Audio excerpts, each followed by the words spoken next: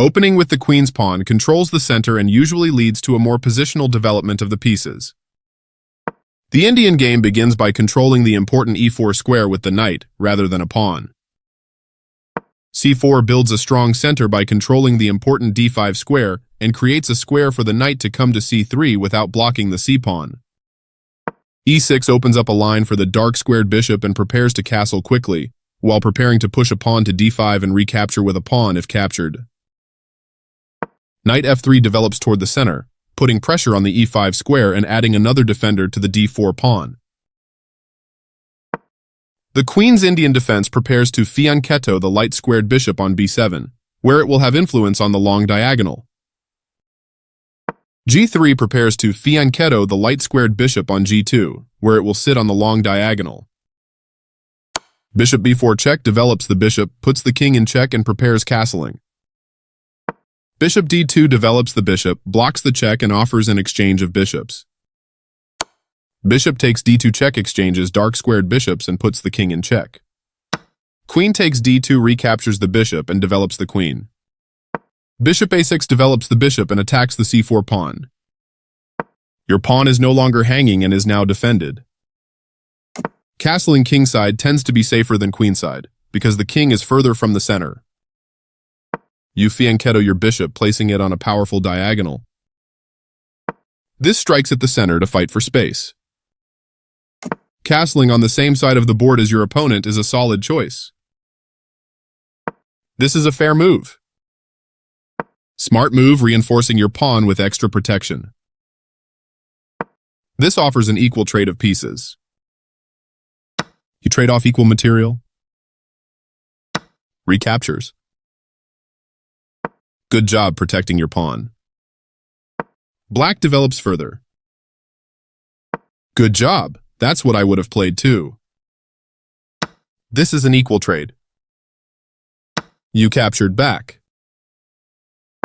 This strikes at the center with a pawn, trying to gain space. This is the only move that works, and you found it. That pawn chain will help strengthen your pawn structure.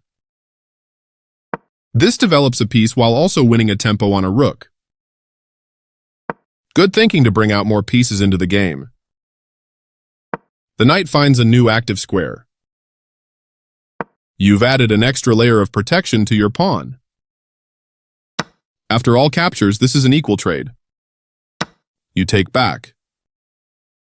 Black's piece has moved to a square with greater activity and control. You gain control of more squares with this excellent knight move. This overlooks an opportunity to capture a knight that was threatening to win material. You found a safer square for your pawn. This is an equal trade. Recapturing.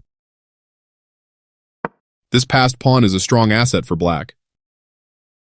You kick the opposing knight with a pawn, forcing it away. This move puts the knight on a safer square. That pawn chain will help strengthen your pawn structure.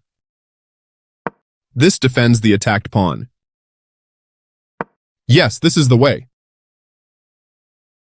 That's not a mistake, but it's not the best move either. That was a fair trade. The pawn is now passed because it can no longer be challenged by pawns as it tries to promote. Your doubled rooks work great together.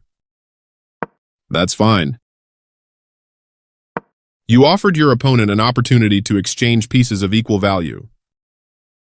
This threatens to capture a rook and win material after the follow-up trades. That was an even swap of material. Takes back. Your passed pawn can soon become dangerous for black. That was a free pawn. The closer your passed pawn to promotion, the stronger it is. This permits the opponent to pin a queen to the king. That pin against the king will win material. This move puts the rook on a safer square. You continue the checkmate attack. This is the strongest option. Getting closer to the forced checkmate, you captured that free rook. This strikes at the center to fight for space. Your move gets closer to checkmate. This evades the check from the queen. You're continuing down the road to checkmate. You won a queen for free. This evades the check from the rook. You continue the checkmate attack. This steps away from the checking rook. Checkmate is always the best move.